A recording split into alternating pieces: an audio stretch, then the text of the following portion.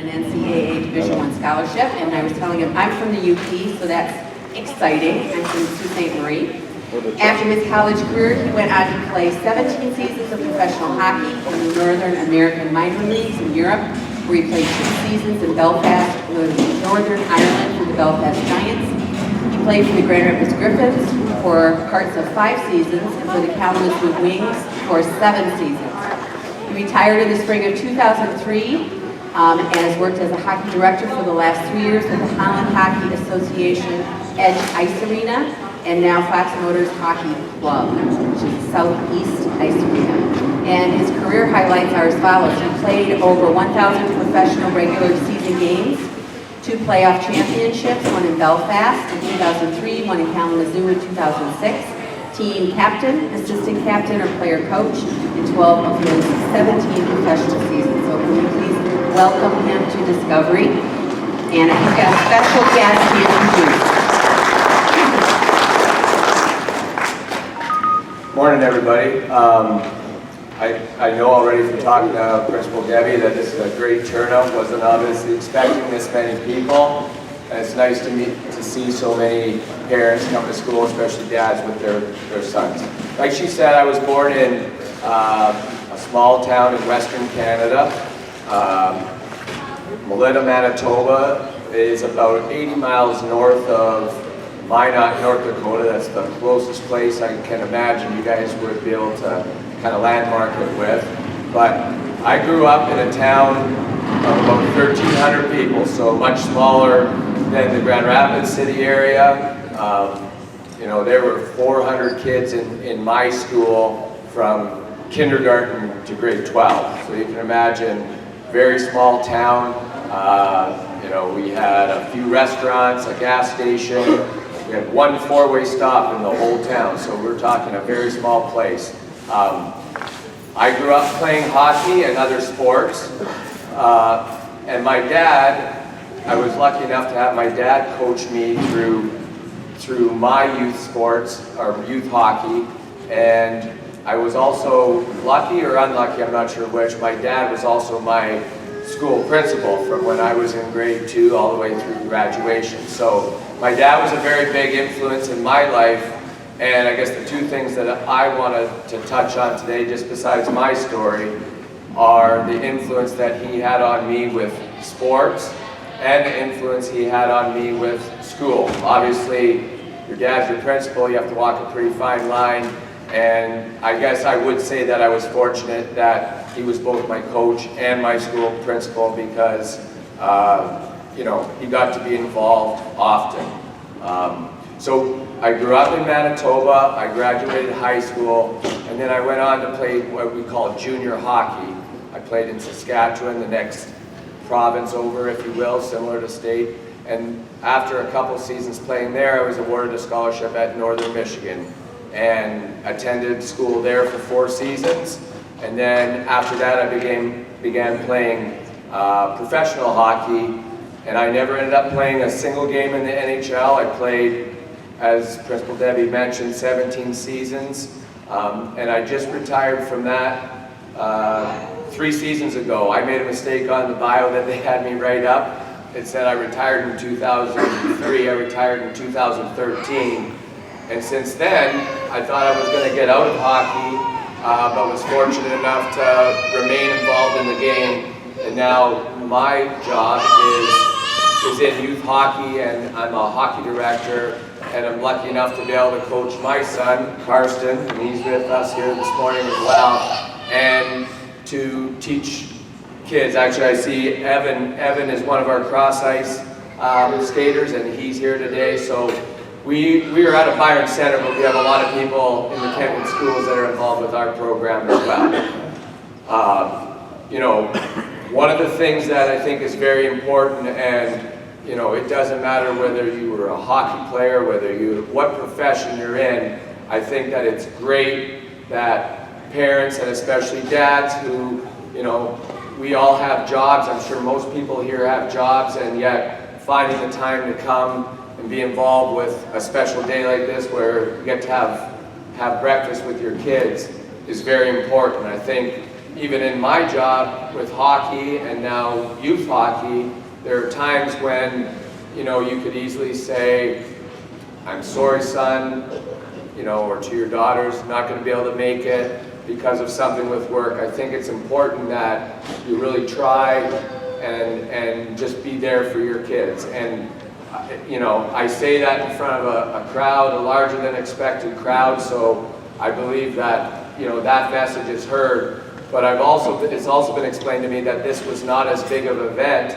and through the effort of the school system, stressing the importance of positive influence, not just from mothers, but from fathers as well, is very important, and I believe that very much. So, you know, I applaud you all for being involved. The other part of it is this. Often kids are motivated by sport, and it is important to them, but as we all know, with the exception maybe of the basketball player once in a while coming right out of high school, in order to make it to any type of pro sport, you first have to take care of your school, your academics, in order to get a scholarship. And I think at times, even for me, you know, I'm fortunate enough to be very involved with my son because he also plays hockey in our youth association, but it's often my wife, and it's our responsibility as fathers as well. I was about to say, it's often my wife that reminds us that, hey, you know, it's great that you guys are at the rink and get to spend time together, but, you know, Karsten has to, you know, look over his spelling words because he didn't do so well in the pre-test. And so the message also, my message is, I wouldn't have gotten to where I am in hockey or in life without education. And we hear that all the time, and I think sometimes it gets, people hear it, but I don't know that they listen, because it's our responsibility to impress upon our kids the importance of education regardless of what they think they want to do. I don't know how many of us in this room expected to be making our living doing what we're doing, but I'm guessing that more of us than not, myself included, didn't expect we'd be, you know, we'd be working and making careers in what we are. Meaning, when you're asked from a young age in school, what do you want to be? You know, you hear, I want to be a doctor, I want to be a lawyer, I want to be a pro football player, a pro basketball player. Probably not hockey a lot in the state of Michigan, but that's changing. And the point is, you change your mind. You say what you think I remember saying what I think people wanted to hear. I used to say I wanted to be a pharmacist.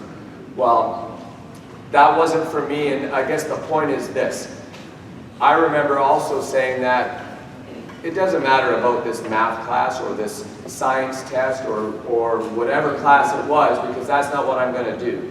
You hear kids say that a lot, and I guess as long as fathers and parents, we're a positive influence and we're there for our kids, one, most importantly, and two, we take part and help them understand the importance of education, regardless of what they think at the age of 8 or 15 or 18, what they want to do. I think that's very important, and it's something that we can, and myself included, continue to improve on and make sure that that message is heard loud and clear. I guess I'll say this in closing. I'm very fortunate to have made my living doing what I'm doing. I feel that way very strongly so. But at the same time, you know, the most positive, or the thing that I get most excited about in life, is now watching and being a part of my son's, you know, upbringing, involvement in sports and school, and you know, I joke sometimes. I say I hug him a lot because I think if I hug him a lot, you know, he's not going to grow up so quick. It happens really quickly, and you know, those are the most special times for me. So again, I just want to say thank you. I don't know, I also like to ask if anybody has any questions just about anything from life in Western Canada, small town Western Canada, and or, you know, hockey in the minor leagues. So at this time, if you guys have any questions for me, by all means, please ask. All right, guys, thank you very much for having me here. I'm going to hand over the mic to Principal Debbie, and let Thomas get up.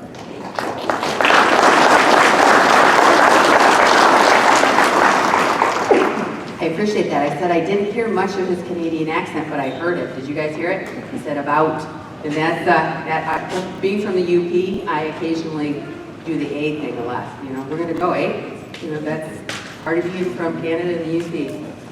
So we have the pleasure today of having two athletes. And so Thomas fought the traffic and the construction from Lansing and was able to make it, so we appreciate that. I'm going to read his background too. He played basketball for Michigan State University. He played professionally in Europe. And I had a much longer one. Can you share? Because I got the little short one. You couldn't find it from Lawrence, so can you share? I would love that. I know he was on the first Final Four team in 1999 because I heard him sharing when he came in, which is awesome. It's always great to see our Michigan teams go for the gold, right? So thank you for being here. Let's give him a welcome.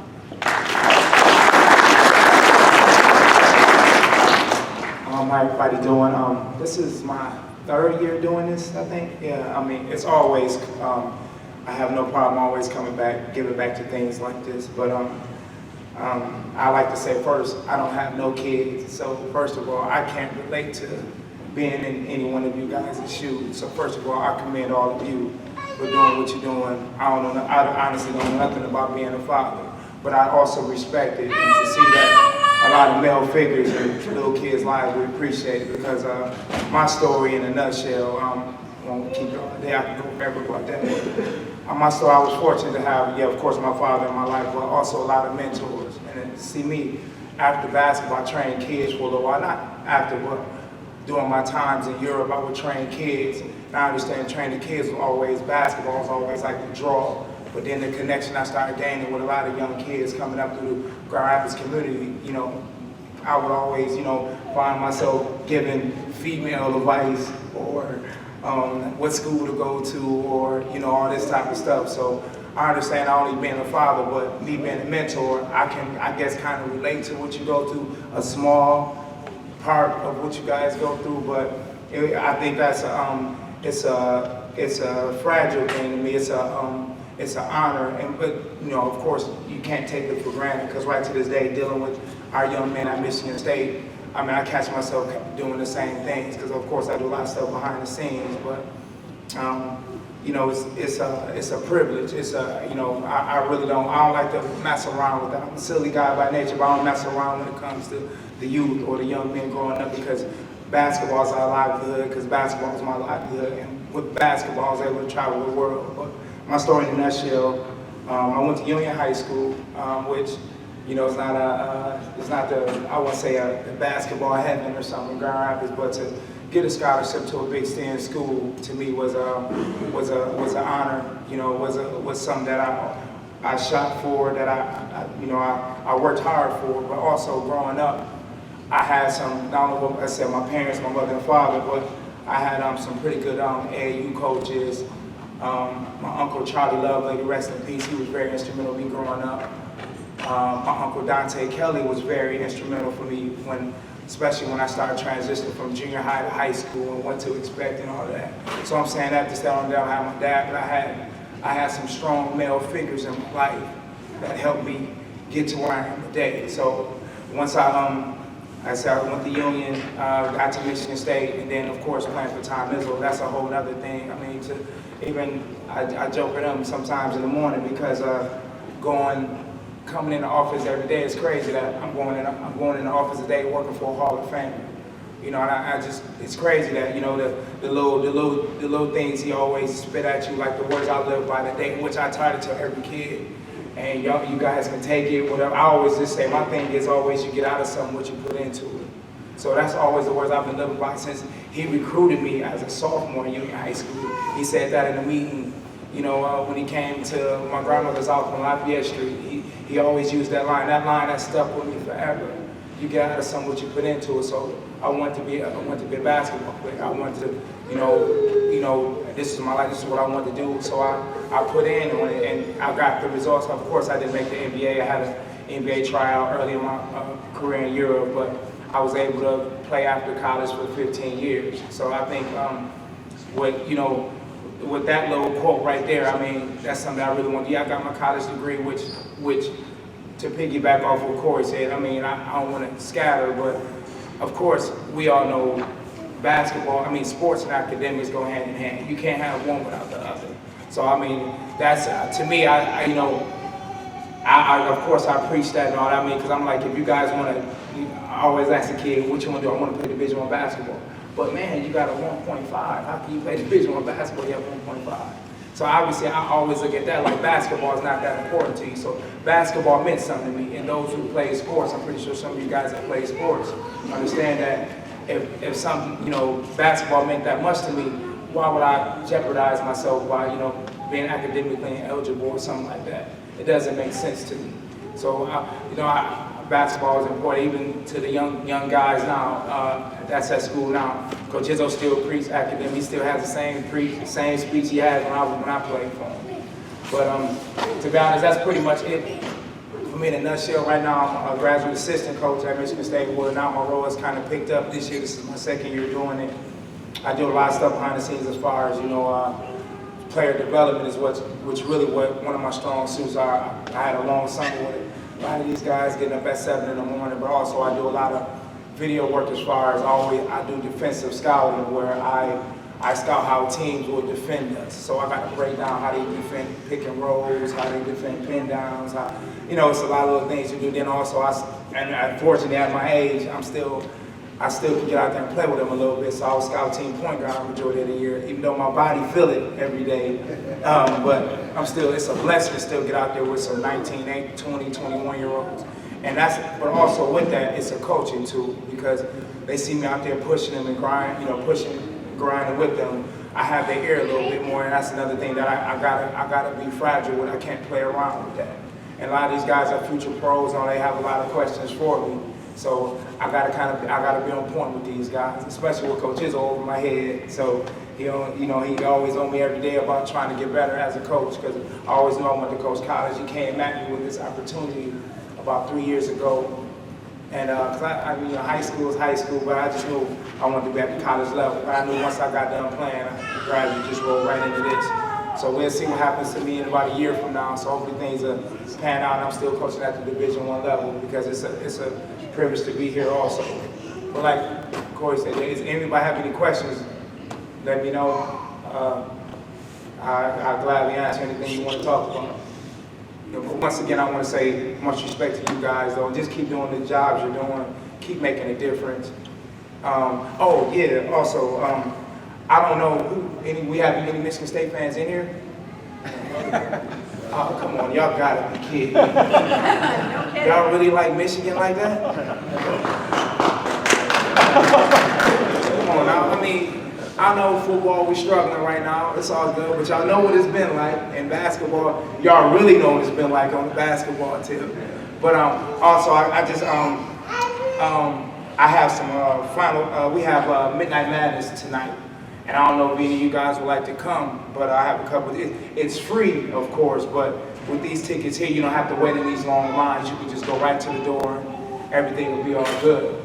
But first of all, to get one of these, question for you. How many Final Fours have Coach Izzo been in?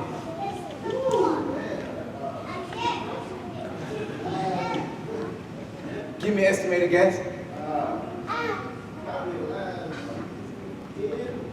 I wish it was 10. You know that? 40?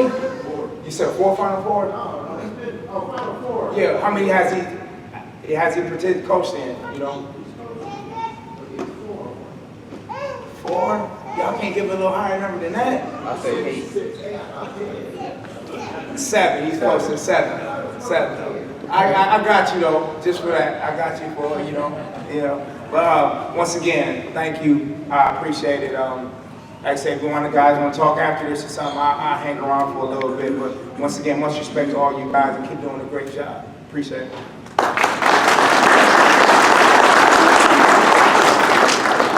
And they will both stick around so you can ask them questions if you're interested in March Madness. And I'm sure, Midnight Madness, I'm used to saying March Madness. Please see Thomas. We have another, of course, survey. So please, this is part of what we need to do. If you would fill out the green survey, and then I'm going to come around with some white surveys. You can just leave them at the table. And also, we have a form, just kind of a list. If there is time that you could donate to the school, we would love for you to do that. And as you're heading out, I'm going to be standing by that door, and I'll wait there while you're talking and talking to the athletes. But coming into the school will be awesome. Just reading with kids or being in a classroom, helping out with them, anything that you can do when you have some time that you've not occupied at work, that sort of thing, it would be greatly appreciated. Having to have parents in the building, we are blessed with a lot of very involved parents. Lots of times dads don't have that availability, and so it's even more special when the dads are able to come into school. I know Ennis, is Ennis still here, Ennis Young? He has a job at Grand Rapids Community College that allows certain times of the year for him to come into the school. He's like a rock star.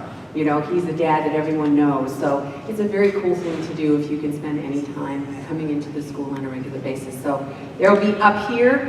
Please enjoy the rest of your morning, and thank you so much for coming out to this event.